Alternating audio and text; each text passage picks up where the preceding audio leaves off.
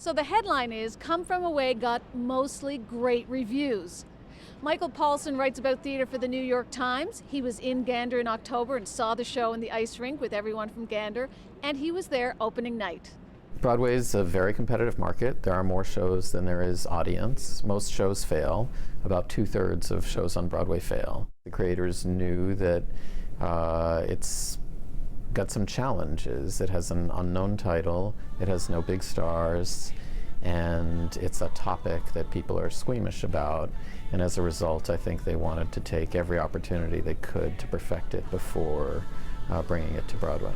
I've had a crash course in the business of Broadway this week. It can take over a year for a Broadway show to recoup its costs. Come From Away is a $12 million show, and so far in U.S. previews, they've netted $630,000. So they've got a ways to go. Brian Mosher is my colleague from CBC. Brian was in Gander during 9/11. He was the community reporter there.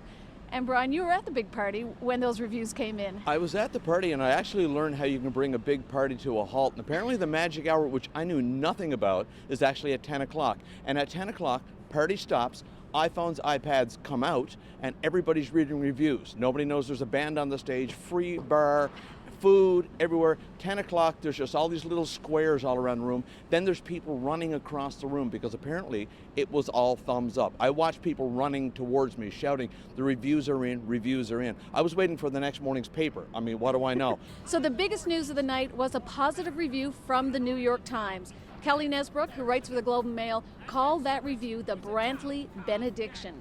New York Times critic Ben Brantley is notorious for scathing reviews, and he called Come From Away a big bear hug of a musical, and he made it a New York Times critic's pick. The producers didn't waste any time getting that sign up on the theater. For Here and Now, I'm Angela Antle in New York City.